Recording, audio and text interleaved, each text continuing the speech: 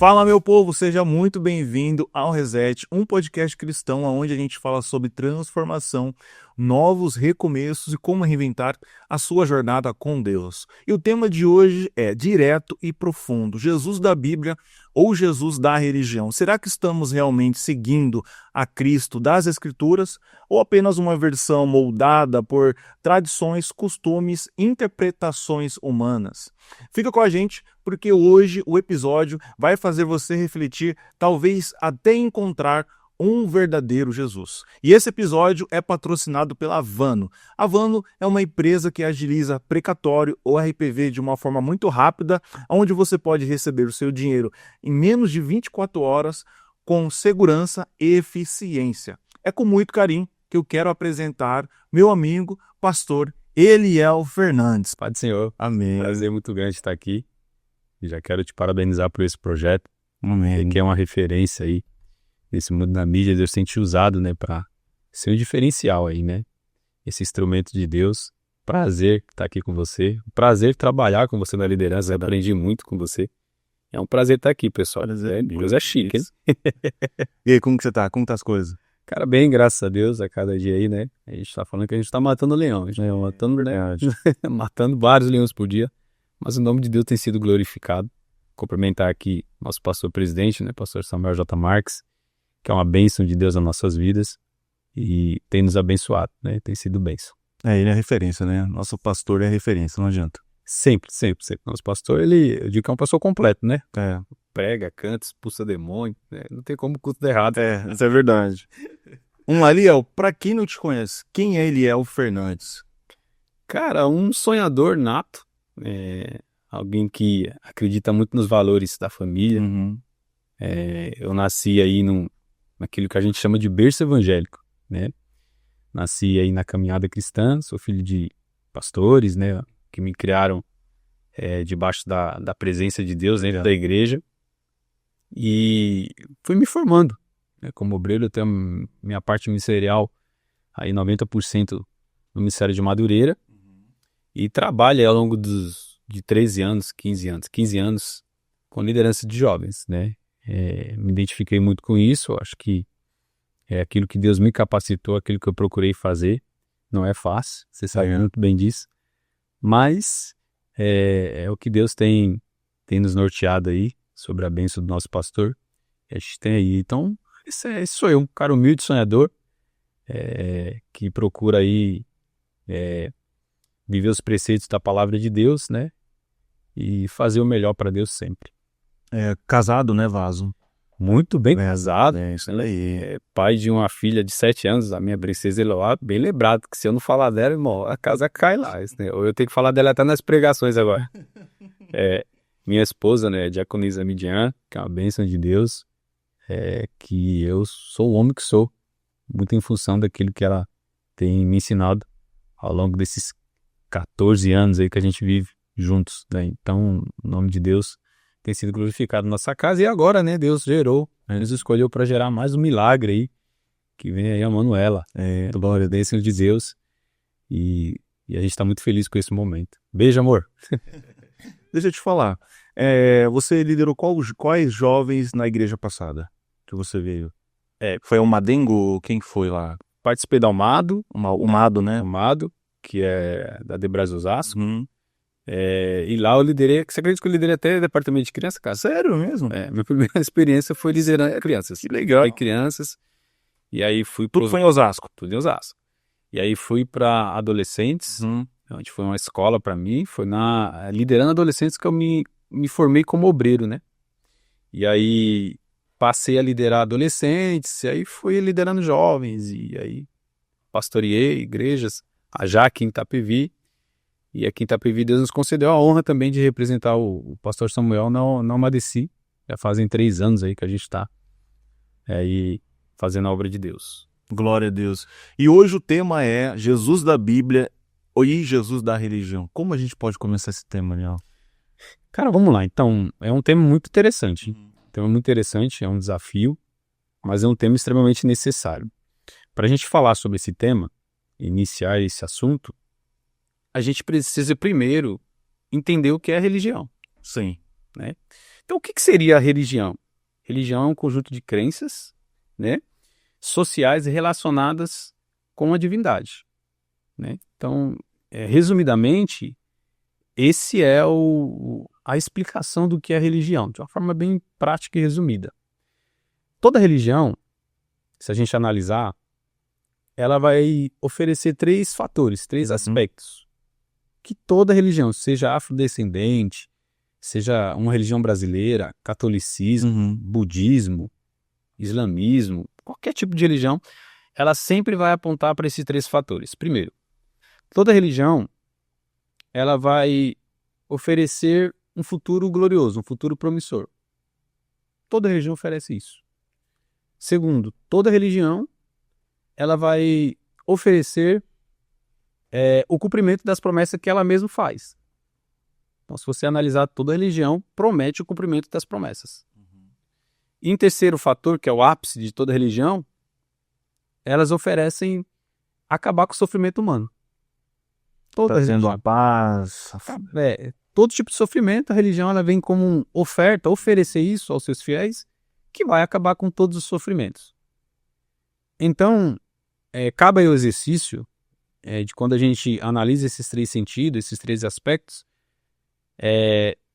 de tentar entender se a religião que você que nos ouve aqui frequenta, se a igreja que você frequenta, se o lugar que você vai, ele se encaixa nesses três aspectos. Então a pergunta é, será que a igreja que eu vou se enquadra nesses três aspectos? Ela oferece o futuro glorioso, ela oferece o cumprimento de todas as promessas e oferece acabar com todos os sofrimentos? Então, se a gente analisar isso, a gente está dentro de uma religião. Se o local que a gente vai, ela apresenta esses três fatores, a gente está dentro de uma religião. Aí eu sei que na nossa cabeça, né? Eu quero deixar claro, para citar claro, que Jesus, né, que é o tema central aqui de nosso bate-papo, ele vem de uma tradição judaica, né? Jesus é da linhagem da tribo de Judá e cresceu em uma cultura religiosa, com crenças, nacionalidade, com rituais judaicos. Cristo estava inserido, né, principalmente. Oi? Costumes. Né? Cristo estava inserido nessa cultura, né? Então, Cristo, ele vem de uma linhagem religiosa, ele foi inserido nessa cultura judaica. Cristo se desenvolveu assim como ser humano. Então, será que aquilo que eu frequento, a igreja que eu estou, ela pode ser considerada uma religião? Aí a gente pode pensar na seguinte forma, Alisson.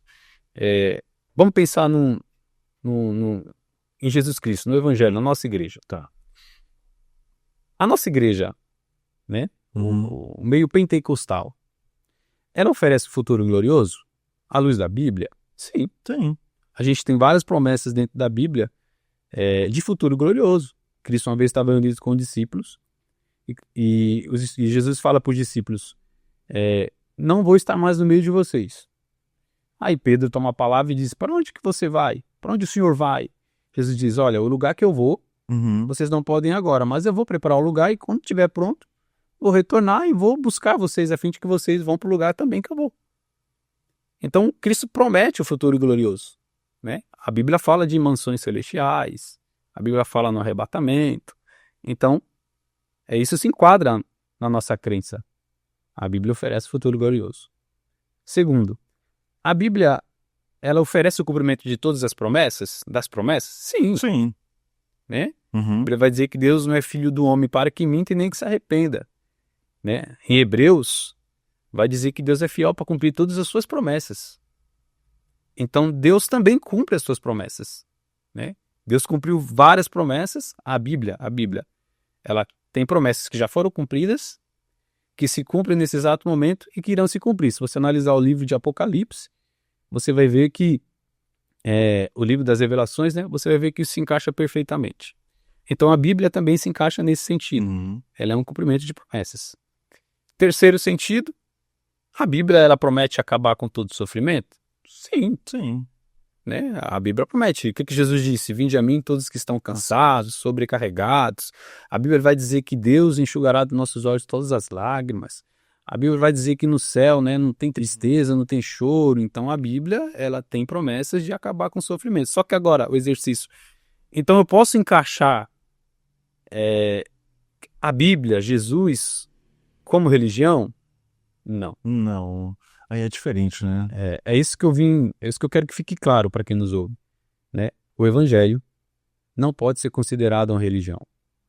O Evangelho não é uma religião. Mas por que todo mundo, eles colocam a Bíblia como religião? Você é religioso? Boa pergunta. Por que as pessoas colocam a Bíblia como religião? Por exemplo, desculpa de cortar, quando você vai numa entrevista de emprego, aí a pessoa que está te entrevistando vai falar, qual religião você é? Exatamente. Então vamos pegar lá. A palavra religião, ela vem do latim, né? Que ela vai estar com o sentido de religare, que significa atar firmemente, unir, prender, né? Fazer um laço. Esse é o sentido original da palavra religião. Isso se encaixa? Tem algum perfil? Parece com o evangelho que a gente vive? Não tem nenhum sentido nisso, né? Porque as pessoas confundem, respondendo a tua pergunta, as pessoas confundem a proposta da religião. Ela está exatamente no sentido da sua palavra aqui, do que a gente acabou de falar aqui.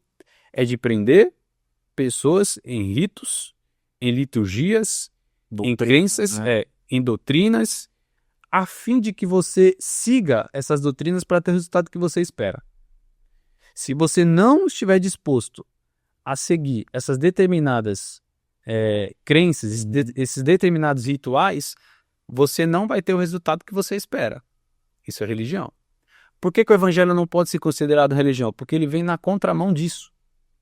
O evangelho tem como principal propósito não te prender, mas te fazer livre. Isso é muito forte. Boa. Isso é muito forte.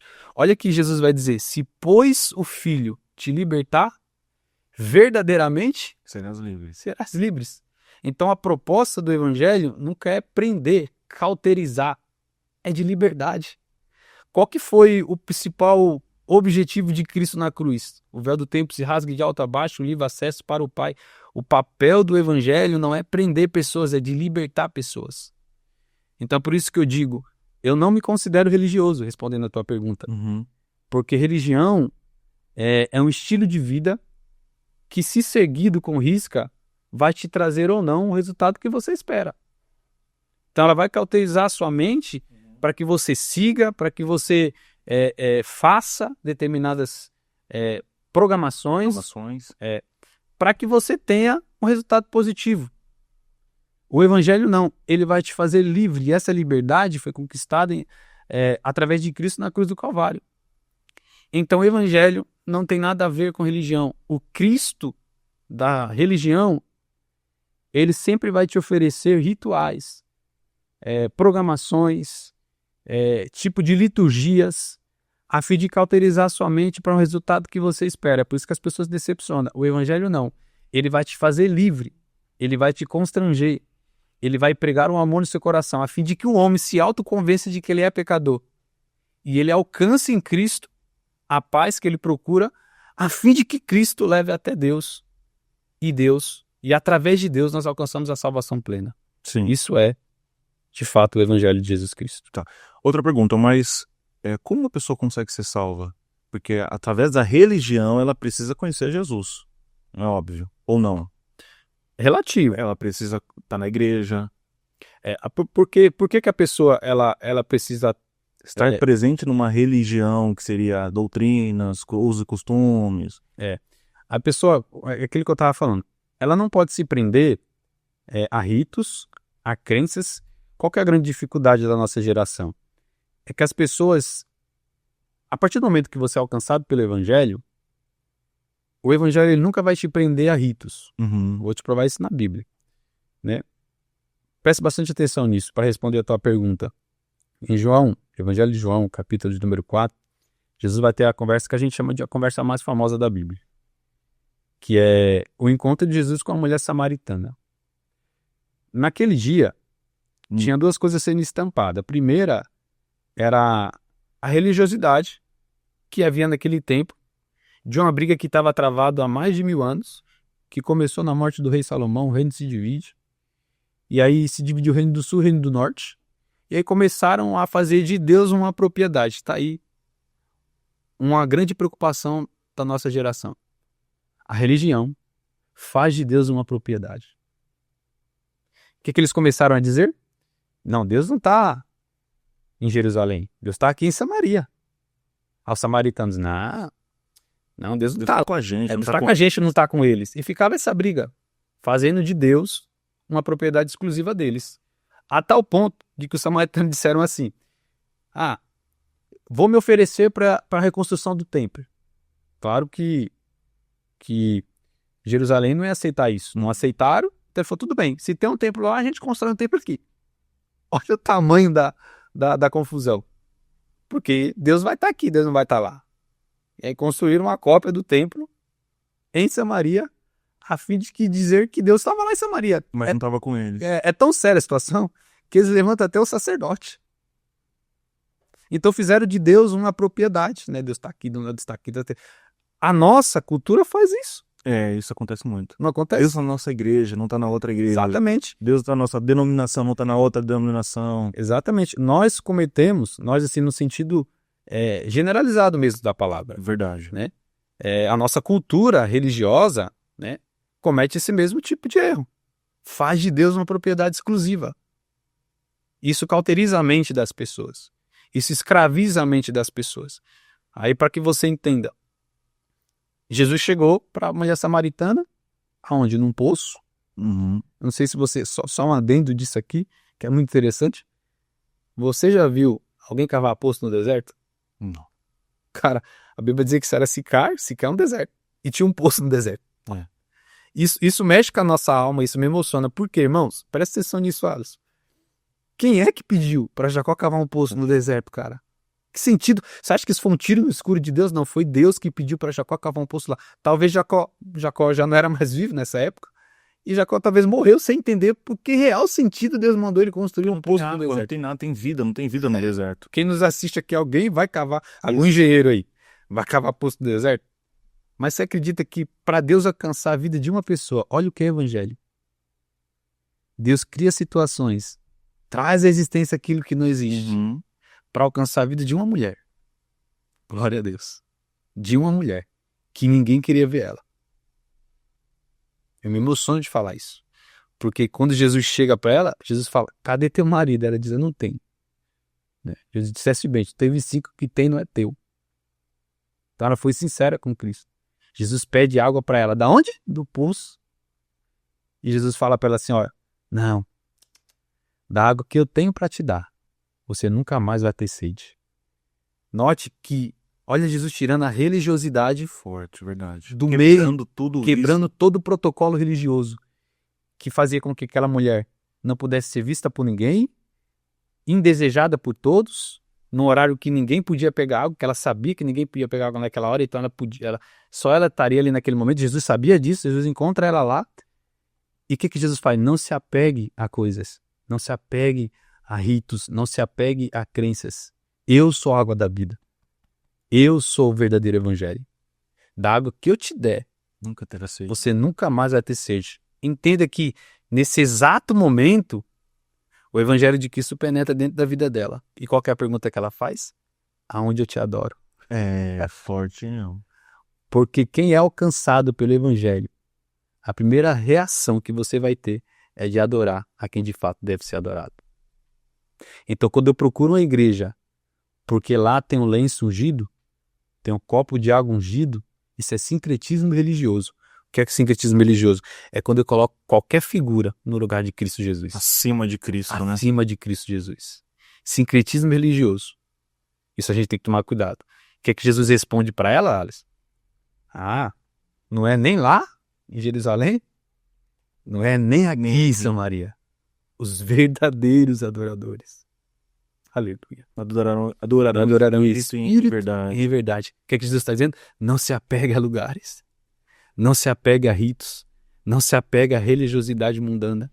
Não se apegue ao que a cultura religiosa está te empregando, está cauterizando a tua mente. Eu sou a verdade. Eu sou a vida. E ninguém vai ao Pai a não ser por mim. Os verdadeiros adoradores sabem onde me encontrar.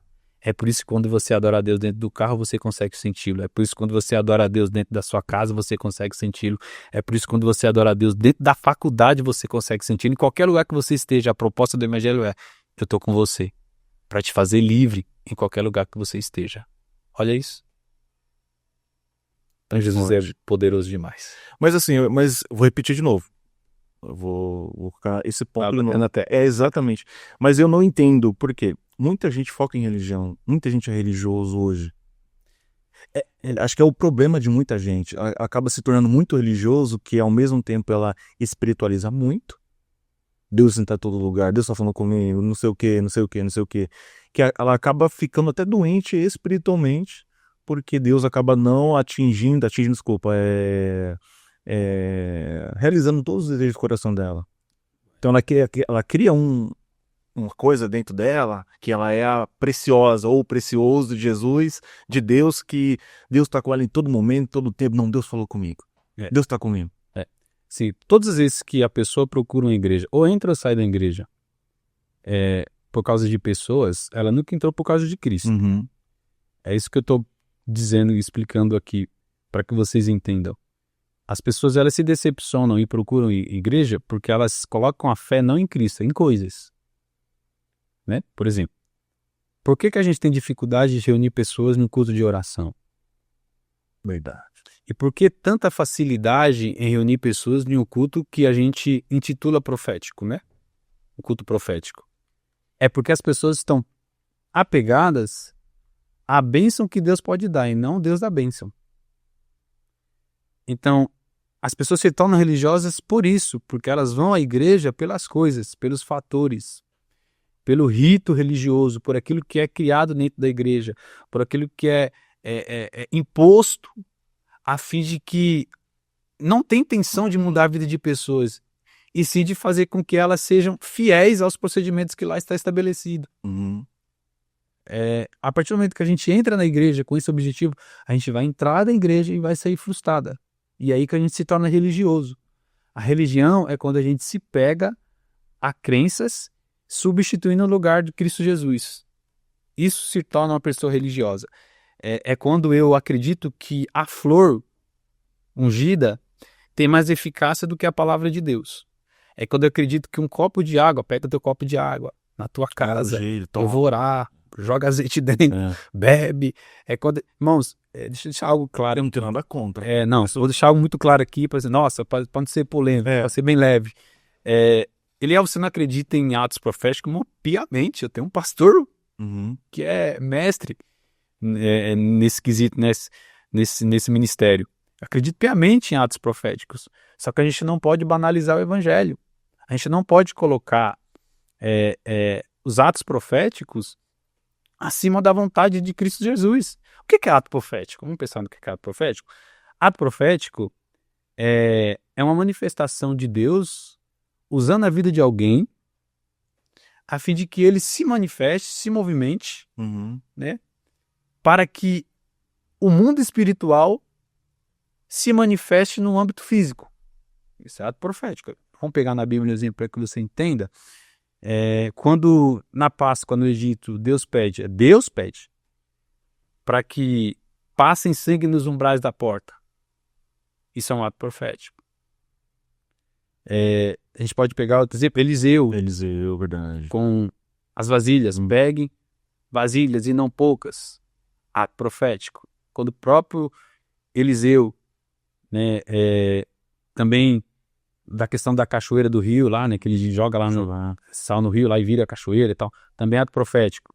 E o rio começa a transbordar, né? Também é ato profético. Então a gente é coberto de atos proféticos, mas o que fique claro aqui é que ato profético é uma vontade de Deus manifesta na vida do homem a fim de que ele se movimente no âmbito espiritual para que o mundo espiritual se manifeste no mundo físico. Agora, o que está banalizando, irmãos? É que as pessoas estão confundindo isso. Então, está substituindo. O camarada, ele acha lá, por exemplo, vou contar uma experiência particular aqui que vocês vão entender de uma forma bem prática. Eu tomo muito cuidado, e você é um cara que é expert nisso, com os lugares que eu frequento, até igreja mesmo, né? Muito cuidado. E os lugares que eu vou pregar. E eu fui um tempo na minha vida, uns 3 anos itinerante. E eu tomava muito cuidado com o cartaz, Alisson, que as pessoas colocavam. Por quê? Porque, assim, às vezes colocavam uma fênix até. A gente sempre falou isso, né? Fogo, né? ela Um coliseu. do Coliseu, muitas coisas. E eu ficava muito preocupado com isso, porque a nossa imagem tem que se preocupar com a nossa imagem, né? E eu ficava muito preocupado com isso. E uma vez eu recebi uma ligação de uma dessas igrejas, não vou citar não por ética, e eles me convidaram para pregar. E olha o nome da campanha, irmão. Tapete de Fogo. Eu falei, Eliel, vem aqui pregar na minha igreja. Aí eu falei, cara, que legal, obrigado pelo convite. Qual é o culto e tal? É uma campanha poderosa que a gente está fazendo aqui. Eu falei, manda o tema. Tapete de Fogo. Eu falei, cara, É Aladim agora, é? Exatamente. Aí eu cheguei na minha mente, eu sou muito espontâneo. Eu falei, irmão, eu não vou poder te atender. Entrei lá no Instagram da igreja, né? Já percebi lá. Perceber. Aí eu falei, irmão, eu não vou conseguir te atender. Eu falei, convide o Aladim. Ele entende de tapete. Ele entende de tapete muito melhor do que eu. O irmão ficou bravo comigo. Cara, você tá entendendo? É eu pegar uma piscina, colocar dentro da igreja e falar, irmão, você já é campanha do tanque de guerra. De Bethesda. Tanque de Bethesda. Entra aqui dentro que o primeiro que entrar vai ser curado. Né? Irmão. Mas assim, existe muitas igrejas fazem. E isso vai cauterizando a mente das pessoas. Porque elas vão se apegando a isso. E não ao Evangelho de Cristo. E não o que a Bíblia propriamente está ensinando. Ou também a questão de prosperidade. Eu vejo muito isso, Uriel. A prosperidade? Igreja focando muito de prosperidade. Dá o seu carro, dá sua casa, dá seu apartamento, que Deus vai te dar 2 casas, 3 casas. A prosperidade, ela é uma estratégia desse meio neopentecostal, né? Que está sendo implantada aí para exatamente também atrair pessoas, né? Qual que é a ideia da religião? É atrair pessoas, não transformá-las, né? Essa é a ideia. A fim de que você só frequente. E qual que é a ideia do evangelho? Não atrair pessoas, é fazer discípulos. A pergunta clara, Jesus podia ter ao lado dele quem ele quisesse ter, mas ele preferiu ter 12 fiéis, treinados, porque esses 12 bem treinados iriam fazer uma revolução no mundo. Então, a ideia do evangelho é transformar pessoas. Então, isso é uma estratégia. Você falando disso, eu lembro outra experiência muito, muito interessante também, é um programa de rádio muito famoso. E, cara, eu sempre ouvindo esse programa e eu vendo ali as propostas do programa, e era um programa exatamente assim, na área de prosperidade ele batia muito forte, mas sempre eles casam a prosperidade, né, com o dar, né? Você precisa dar, você precisa fazer para você receber, tal. Biblicamente tem esse título, sim, mas isso era de uma forma muito agressiva, né? Essa é a palavra, de forma muito agressiva. E eu ouvia esse programa todos os dias, ficava ali observando aquilo. Aí teve um dia que uma irmã ligou lá no rádio e era nítido que a voz dela era muito cansada. Sabe aquela senhora humilde, né, mas completamente obediente. Se conseguia ouvir a sinceridade na voz dela, uma voz bem cansada, uma idosa e tal. Ela ligou no programa e disse assim, tal, pro apresentador, né, que é bem famoso, falou, tal, você tá falando aí de eu fazer uma oferta num valor tal, mas esse valor é o valor para mim comprar o meu gás. Né? Eu liguei para saber, eu tenho que dar esse valor ou eu compro meu gás? Sabe qual foi a resposta daquele apresentador? Qual? Você tem que dar o valor. E Deus vai prover o seu gás. Irmão, eu fiquei uma raiva aquele dia. Nossa. Que eu peguei o celular. Ele tinha um WhatsApp, né? Da rádio, né? Irmão, eu mandei mensagem assim pra soltar aquilo que eu tinha. Falando, como é que você pode fazer isso? Tal. O Evangelho, Jesus fala, oferece tudo que você tem, né? E não tirar das pessoas tudo que elas têm. Né? É confundir. Irmãos, eu acredito que Deus faz. Acredito. Não acredito que Deus tocaria no coração dela. Sem pressão nenhuma. É o dinheiro de Deus, é o dinheiro que eu tenho. Como a viúva, né, que deu tudo que ela tinha. Sim. Né? Mas é de livre e espontânea vontade, não pode ter pressão nisso. Você não pode cauterizar as mentes das pessoas a fazer isso. E aí eu achei que ele não ia me responder. Rapaz, ele me respondeu. O que ele falou? Ele me amaldiçoou. Sério? Cara, ele falou assim, Varão, você tá falando com um profeta de Deus, né? Isso aqui é uma ação profética. E aí ele disse assim para mim, toma cuidado com a tua família, porque eu tinha foto, né, no WhatsApp. Toma cuidado com a tua família e com a tua filhinha. E com a tua garganta. Falou desse jeito assim, porque o último que falou com isso pegou um câncer na garganta. Você acredita nisso? Sério? Você vê o nível. Então, quando você bate de frente com essa religiosidade, é isso que eles têm para te oferecer. Agressividade, maldição. Palavra de maldição, né? Aonde o evangelho te propõe isso? Não, o evangelho sempre vai te propor liberdade. Lembra? Olha o que a religião faz. Jesus está ensinando e os religiosos, né? As pessoas que são mestres da lei, pegam uma mulher, colocam na frente de Jesus e diz para Jesus, tem pecado, foi pega em adultério a lei da religião de Moisés. Diz que tem que apredejá-la. Aí Cristo baixa, né? Ele risca o chão, né? Escreve no chão, né? Queria muito saber o que ele escreveu. Também. E depois diz, quem não tem pecado, que atire a primeira pedra. Então olha o que o evangelho faz. Ele desce até o nível de pecador. Jesus abaixou. Ela estava lá no chão, Jesus abaixou, a fim de levantá-la. Esse é o papel do evangelho, esse é o papel da graça. É descer ao nível mais profundo do pecador. Foi isso que Cristo fez na cruz do Calvário. Levou os nossos, o meu, o teu pecado, o nosso pecado. A fim de que a gente se levante e reconheça de onde a gente saiu. Reconheça que eu sou pecador. Jesus falou assim, olha, ninguém pode te acusar. Vá em paz e não peque mais.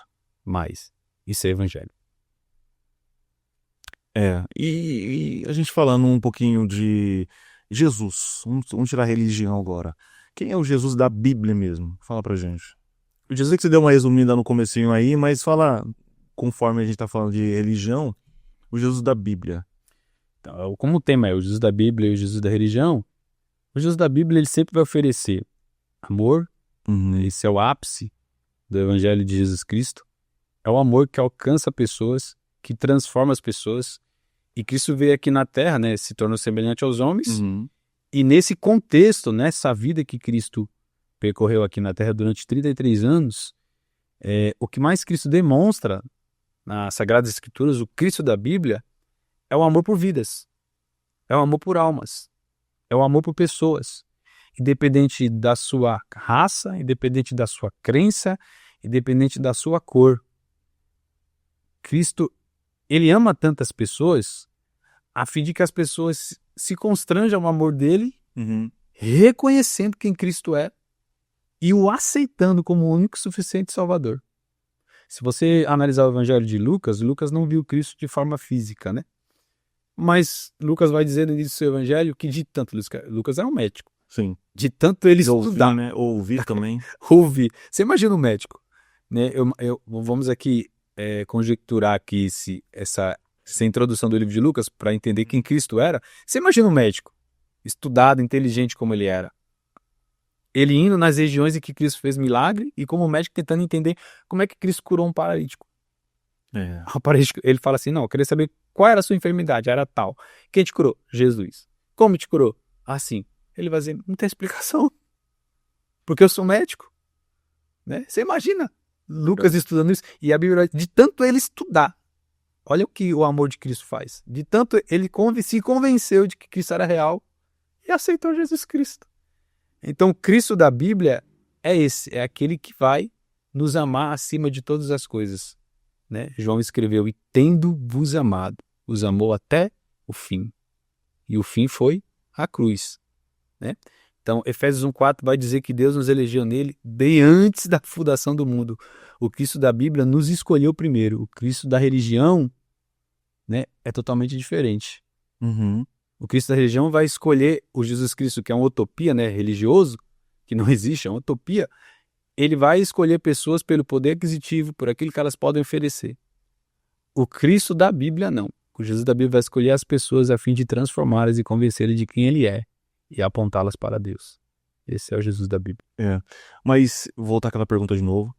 A pessoa consegue aceitar Jesus sem estar na religião mais direto com ele? Sim.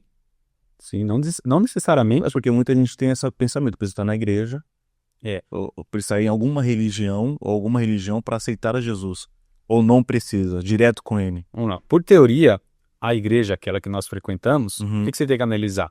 Se ela segue os preceitos das Sagradas Escrituras. E é necessário você estar inserido dentro de uma igreja, né? Eu não vou dizer assim, religião, porque a religião ela vai abranger uma área muito grande, né, disso aí. Mas você precisa estar na igreja que segue os preceitos da palavra de Deus.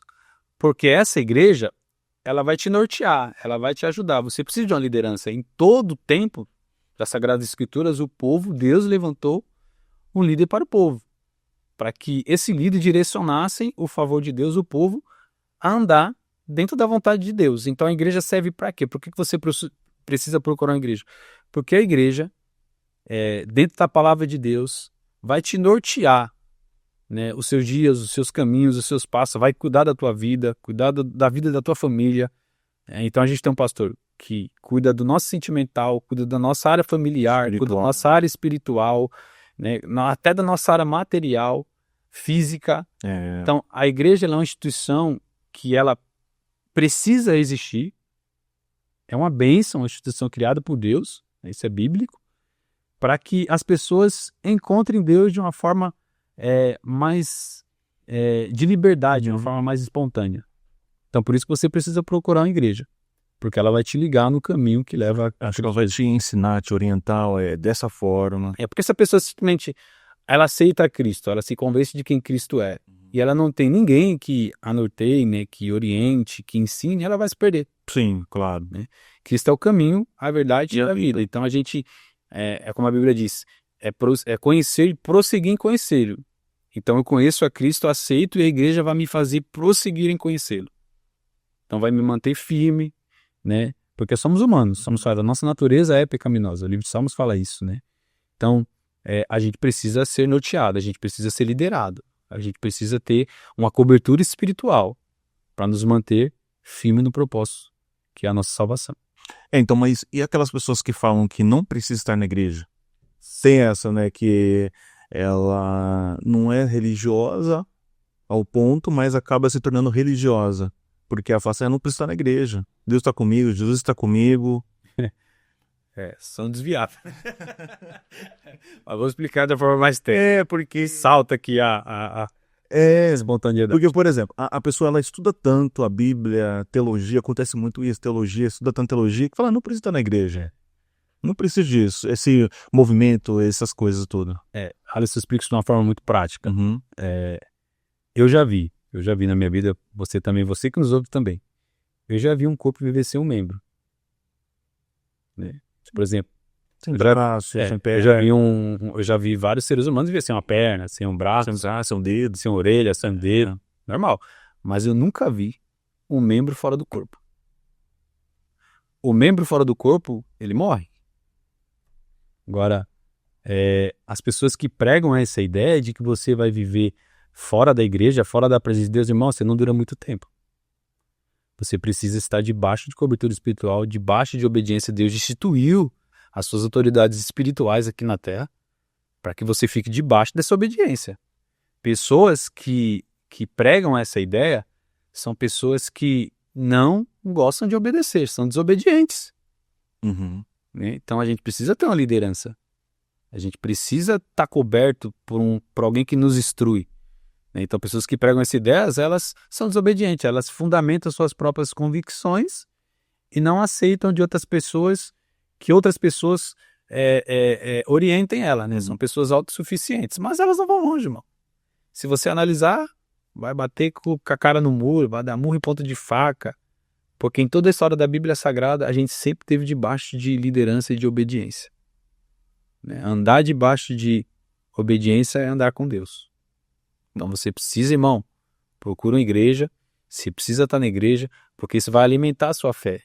Quem participa de culto sabe, eu que cresci estando culto domingo a domingo, fica um domingo sem ir no culto, parece que está faltando um pedaço da coisa, né? É verdade. Então, porque a gente precisa ali, a gente tem uma cobertura espiritual, a gente se renova. Quantos cultos a gente não chegou cansado? Verdade. Quantos cultos a gente chegou com batalha espiritual, né? Com aquele peso, e a gente sai de lá revigorado, né? Feliz, alegre, porque no culto a gente tem aquela liberdade, né? De não pensar nos problemas que tem, quem está ao nosso lado, está todo mundo debaixo da mesma comunhão, da mesma visão, do mesmo propósito, né? Sendo liderado por um líder. E quando a gente vem aqui na The Braz Itapevi, os cultos aqui são diferentes, porque tem aquele culto profético, uma palavra que nos alcança, uma palavra que a gente fica... Poderosa. Uma palavra poderosa, que a gente fica na semana lembrando dela. Muito... Os louvores, né, que falam com a nossa vida. Então tem toda aquela programação que é necessária, né, debaixo da liderança do nosso pastor e debaixo da obediência de Deus. Então isso é necessário, isso nos alimenta e nos faz caminhar em fé. Mas quem literalmente foi Jesus? Porque na minha percepção, acho que Jesus é totalmente do que a gente imagina, eu acho. Até mesmo a gente pensa, mesmo a gente lendo e estudando. Porque a gente tem aquele pensamento de, por exemplo, tatuagem, sabe? Essas coisas de short é pecado, sei que é uso, costumes. Mas a gente acaba criando algo na nossa mente que acaba dificultando até o entendimento da outra pessoa, né? Nossa, ela tá em pecado, mas às vezes ela vai estar no céu junto com a gente, na glória, no seio de Abraão. Eu costumo dizer que Jesus, eu tenho uma tese, deixe Jesus ser tão ser humano quanto nós fomos. Então, acho que as pessoas espiritualizam demais um Cristo que ele se tornou semelhante aos homens, né? Então, eu penso em Cristo, no tempo que ele viveu aqui na Terra, exatamente como nós seres humanos, né? Você acha que ele não acertou o dedo com um martelo aprendendo carpintaria? É isso. Né? Você acha que Jesus não ralou o joelho brincando como qualquer criança? Levantou. Né? Você acha que Jesus não deu trabalho para os pais? Jesus foi ser humano, né? Só que qual era o principal objetivo de Cristo? Que ele nos provou, que ele provou que é possível? A fidelidade para com Deus. Né? Isso era que é possível você ser humano, né? E ter compromisso com Deus, né? É possível você fazer as suas escolhas de vida e ser feliz com essas escolhas de vida, baseado e pautado na presença de Deus. Qual que é a grande dificuldade dessa geração? Eles espiritualizam tudo, né? E só recorrem a Deus naquilo que eles têm interesse. E só lembram de Deus quando está precisando de um milagre, no impossível, quando vem as circunstâncias. Não, Cristo, ele veio aqui provar que ele caminha conosco todos os dias. E que a gente pode se parecer com ele, né? Todos os dias. O Evangelho, ele vai fazer uma proposta que é aí que está o grande segredo, né? Que se difere do Jesus da religião, que é negar a si mesmo. É isso que Cristo fez. Cristo era ser humano. Você acha que ele não tinha as vontades que todo ser humano tinha? Tinha, passava fome, frio, calor, foi tentado, né? Jesus teve todas as adversidades que nós temos, né? Mas qual que era o grande ensinamento? Negar a si mesmo. Se você quer ser meu seguidor, negue-se a si mesmo. O Evangelho fala de renúncia. Se a gente não estiver apto a renunciar, a gente nunca vai se parecer com Cristo e com os passos que ele deu, que nos leva até Deus. Acho que esse é o sentido. O sentido. Mas outra coisa, Leos, o que você acha de hoje as igrejas se refletem mais a Jesus da Bíblia ou Jesus da religião? Por exemplo, as pessoas veem Jesus religioso ou Jesus da Bíblia? Isso tem um campo muito amplo, né? Eu falo da minha igreja, reflete Jesus da Bíblia, porque aqui a centralidade é ele, né? O culto é feito para ele, para a glória do nome dele. Já não posso dizer de todas as religiões. Claro, sim. Né? Porque vão pintar Jesus de uma forma religiosa. Como? Com imagens, ainda ele pendurado, crucificado, né? Com sincretismo religioso, com aquilo que eu acredito que vai me levar até ele, não propriamente dito o nome dele, o sangue de Jesus Cristo que foi derramado na cruz do Calvário. Esse Cristo que as religiões aí pregam, ele não existe. Não existe. Né? Cristo já nos libertou desse pensamento. Então, esse Cristo que a gente vive, que a gente prega, que a gente ensina na nossa igreja, que ele deve ser adorado, que ele é o único caminho, esse é o Cristo verdadeiro. Né? A partir do momento que criam outra imagem, né, é o que Paulo falou, seja anátema se for anunciado um outro evangelho, seja amaldiçoado. Quem pregar um outro evangelho? O evangelho é Cristo Jesus. É o Cristo que morreu por nós. É o Cristo que nos alcançou. Não existe outro Cristo. Não existe outro caminho. Ele é o caminho, a verdade e a vida. O que é que eu sempre prego? Eu falo de juventude. O que é que eu sempre prego para a juventude? É possível você ser servo de Deus. É possível você ser bem-sucedido na vida. Uhum. E é possível você trilhar os caminhos de Deus e desejar crescer ministerialmente. Esse é o grande objetivo. A nossa geração hoje, ou ele escolhe A, ou ele escolhe B. Né? E eu consegui tudo dentro da igreja. Consegui tudo Trabalhando. debaixo da obediência, debaixo da igreja. Nunca deixei de participar da igreja, de fazer as minhas funções da igreja, de ir à igreja para conquistar o que eu tenho hoje. Minha casa, o carro, minha família, meu emprego, minhas formações, nada. Você soube conciliar esse tempo, né? Os momentos. É aprender a conciliar tudo isso. E Cristo vai se revelando em você através dessa busca, é um interesse particular, né?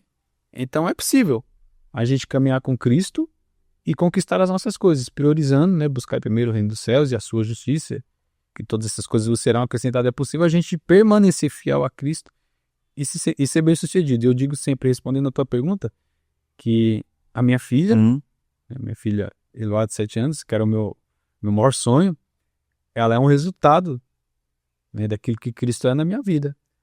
Porque de alguém que não podia gerar, minha esposa não podia gerar, e hoje eu tenho uma filha que eu sempre planejei para minha vida. Isso eu só consegui através de Cristo Jesus. Porque os médicos diziam que era impossível. Uhum. Mas por acreditar na palavra de Cristo, por caminhar com Cristo, Ele me fez acreditar que isso era possível. Então essa é uma das experiências que me marcou com Cristo, e que através de Cristo Ele me permitiu viver. Outra pergunta, Léo, como que a gente consegue ajudar as pessoas a enxergar Jesus nos outros? Ótima pergunta. Sendo parecido com Ele, né? Uhum. Esse é o grande objetivo de nossa caminhada cristã. Quanto mais nos parecermos com Cristo, né? Quanto mais próximos de Cristo estivermos, mais a gente vai convencer as pessoas de quem Ele é. Mas sem essa imagem de religiosidade, sem essa... Então, sem ser religioso, o que eu digo assim, é parecer com as práticas de Cristo Jesus, Cristo Jesus nos ensinou. Entendi. Né? A partir do momento que eu pratico os ensinamentos de Cristo, ando como Cristo andou, o mais próximo possível disso, as pessoas irão enxergar em mim algo diferente. Irão desejar ter o que eu tenho e automaticamente, por se aproximar em mim, vão enxergar Cristo. A Bíblia diz que nós somos sal da terra e luz do mundo. Eu vou falar com propriedade aqui da minha área, né? Da área de gastronomia. Você pode colocar qualquer tempero na comida. Você pode colocar qualquer tempero. Vamos falar aí de feijoada. Vamos falar de feijoada, que é um prato clássico do Brasil. Todo mundo gosta. Você pode colocar o que for na feijoada. A linguiça, a calabresa, costela de primeira qualidade, os temperos, né? Tal, as ervas. Mas se faltar o sal, você vai perceber. Tá temperada, mas falta. O sal, ele é o toque primordial, principal, que vai fazer com que os outros temperos ganhem ressalva nisso, ganhem notoriedade, vai ressaltar aquilo. Então, o sal é o principal ingrediente. É exatamente isso. Né? Por isso nós somos o sal da terra. Nós somos um ponto que falta, né, para que as pessoas enxerguem em nós o Evangelho de Cristo Jesus e, olhando para a gente, seja transformado. É o que Paulo falou, né? Sede meus imitadores. Como eu sou, que Paulo estava dizendo, né? Eu alcancei o evangelho dele me alcançou e me transformou. Olha para mim. Uhum. Vê se não tem a cara dele, o jeito dele, ando como ele, fala como ele. E as pessoas olhavam para Paulo e desejavam conhecer quem Cristo era. A pergunta é, será que as pessoas olham para você e desejam conhecer Cristo? Boa. Né? Então eu sempre digo que o evangelho que você disse, pode dizer isso para a câmera? Pode. O evangelho que você disse que transformou, não te trazer o desejo de compartilhar, você não foi alcançado por ele. Não foi transformado, né? Porque a partir do momento que esse evangelho te alcançou, você vai sentir a necessidade de compartilhar ele com alguém. Porque tudo que é bom é para ser compartilhado. Se você come um bolo bom, você vai compartilhar. Se você Essa joga bom, você vai falar. você vai compartilhar. Por que o evangelho que você disse que te transformou, você não compartilha com alguém? Porque ele não te alcançou de verdade. Boa. Outra pergunta, qual foi a sua melhor experiência com Deus, cara? Essa aí porque a gente tá falando de Jesus, então é um tema muito bacana porque a gente quer demonstrar também o que Jesus fez na nossa vida, né? Cara, essa aí é... A gente tem muitas experiências com Deus, né? Mas tem uma que me marcou, assim, uma que todas as vezes que eu penso, e Deus me faz questão de lembrar disso todos os dias. Eu, não faz tanto tempo, estava na igreja, né? E nessa época eu era extremamente, né, religioso. Já fui um religioso dentro da igreja, acredita? Não, fui. A gente tá falando por vários religiosos aí que não conhece Jesus, mas conhece a religião. Exatamente. Então, eu tava lá no culto e eu não vou citar a igreja nem os pastores, mas eu lembro que o pastor tava me discipulando. O que ele fez comigo? Ele me colocou no altar e disse assim, fica aqui, Eliel, porque aqui você vai aprender como dirigir um culto, olha o que eu faço, vê minhas atitudes, vê como é que funciona e tal. E era, cara, um congresso assim, daqueles, eu não lembro de fato qual era o congresso, mas era um congresso muito importante. De jovens, de jovens? Ou é de varões, irmãos? Ou era missões, ou era aniversário do templo, um desses tipo assim, porque eu lembro que eu estava sentado do lado do pastor, era um congresso muito importante e tal, muitas autoridades na igreja, prefeito, aquela coisa e tal. Então, era um culto muito, muito importante. Importante, né? Então a igreja estava lotada. Lotada, a igreja lotada. E nessa igreja que eu congregava, tinha um tal de irmão Daniel. O irmão Daniel era aquele irmão completamente fechado no mundo dele. Eu congreguei lá, não lembro quanto tempo, mas eu nunca ouvi a voz de Daniel. Nunca tinha ouvido a voz de Daniel falar. Ele entrava no culto de cabeça baixa e ia embora. Ia embora do culto, sempre ao lado de alguém o ajudando. Então era nítido que ele tinha problemas psicológicos, mentais, mas eu nunca consegui olhar no olho do Daniel e nunca consegui falar com ele. Ninguém. Ele andava sempre de cabeça baixa. Sempre de cabeça baixa, assistia o culto, assim, não tinha nenhuma reação no culto, né? E era o Daniel, imperceptível dentro dos cultos. Ninguém notava o Daniel, ninguém falava com o Daniel, mas tava lá. E aí nesse culto, cara, o pastor não dá oportunidade pro Daniel? Sério, cara? Aí, cara, ele dá oportunidade. Naquela hora, diante de Deus, o pastor falou assim, vamos ouvir o irmão Daniel. Uma igreja lotada, cheia de autoridade. Dentro de mim, eu coloquei a mão assim na cabeça, assim. E agora? Eu falei, olha o que eu falei. Falei, pastor tá maluco.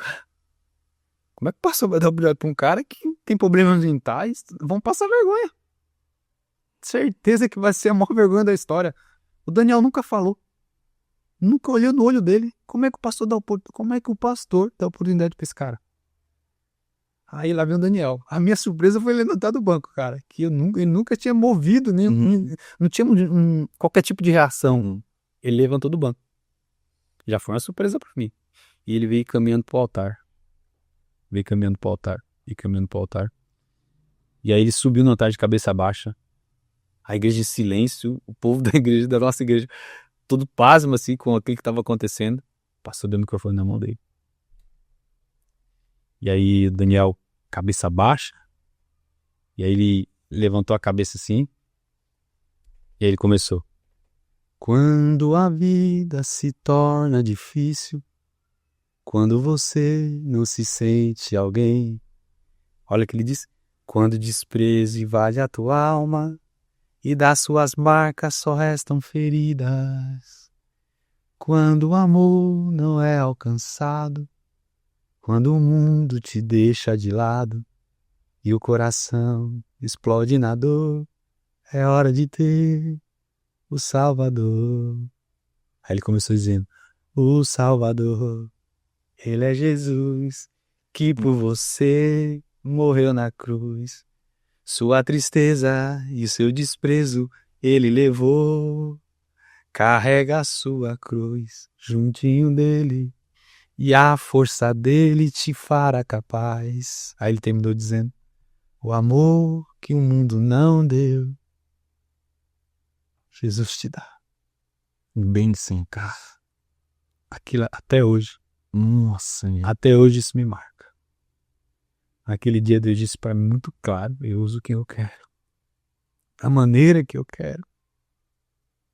Se desprenda a esse mundo religioso que você vive e passe a olhar as pessoas com amor. Porque não é a cor da pele.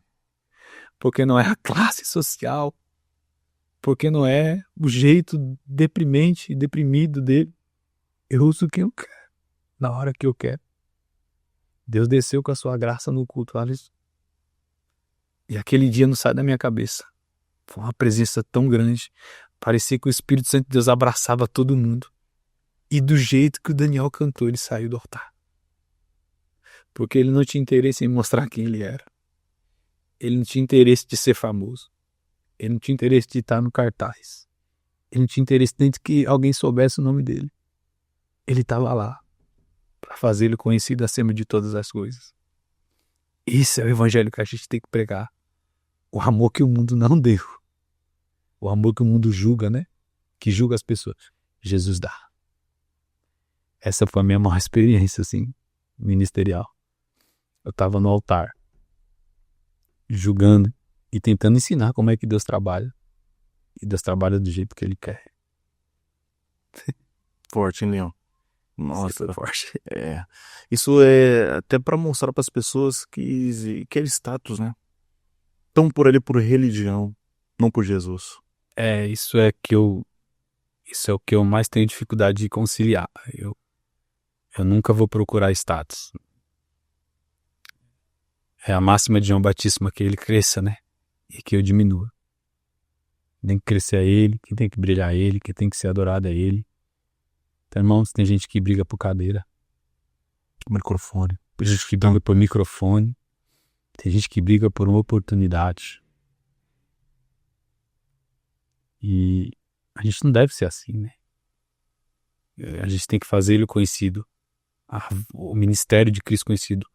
A vida de Cristo conhecida. Porque é por ele e para ele. São todas as coisas.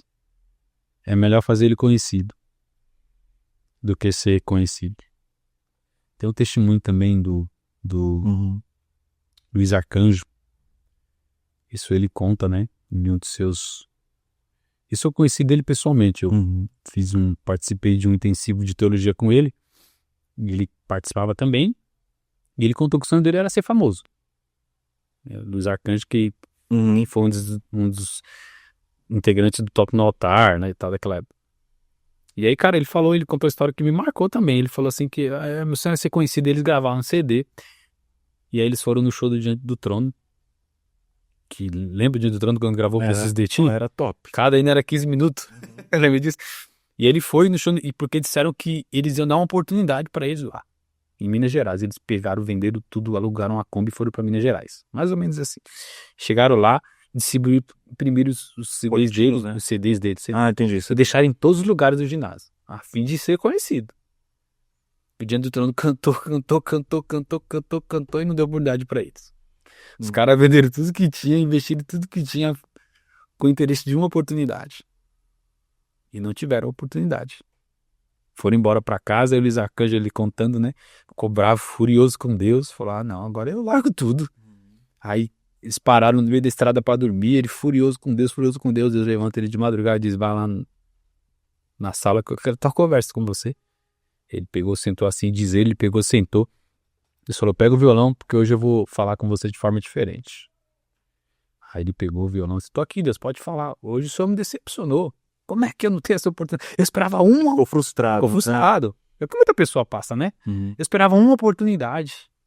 Aí Deus falou pra ele, pra quem você canta? Aí canto pro senhor. Se você faz pra mim, qual é a intenção de ser reconhecido pelos outros?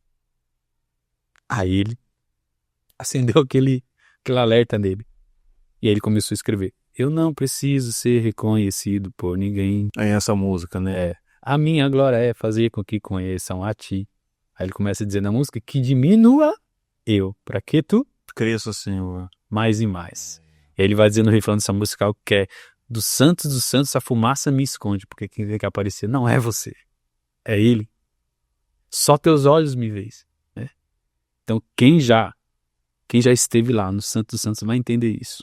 Uma vez que você prova da presença de Deus, o seu desejo é fazer ele conhecido e não ser reconhecido. Nossa, que hoje tá sendo top, hein? Muito bom. Liel, agradecer. Deus abençoe aí pro nosso bate-papo. Foi quase 1 hora aí de bate-papo, top, sobre Jesus e religião. E eu quero falar para você se inscrever, deixar o seu comentário, curtir e comentar o que você achou desse episódio. E não esquecer de seguir a gente nas redes sociais. Deixar uma palavra pro nosso povo aí, Leão. Eu quero agradecer por essa oportunidade. Obrigado por me convidar a estar aqui. Eu sou, assim, humilde, né? Que isso. Simples. Sei que aqui passou e vai passar pessoas aí que são tochas, né? Mas eu louvo a Deus por essa oportunidade, né? Que vocês sejam alcançados. Amém. Pelo Evangelho de Cristo. E que tudo que foi dito aqui, né, tem influência na tua vida. Deus abençoe, parabéns por esse projeto. Amém. Sabe que eu sou seu fã. Que isso. Você é uma referência para essa geração. Cara, esse cara é demais, cara. Esse cara é sensacional. Obrigado, meu irmão. Obrigado por essa oportunidade. Deus abençoe.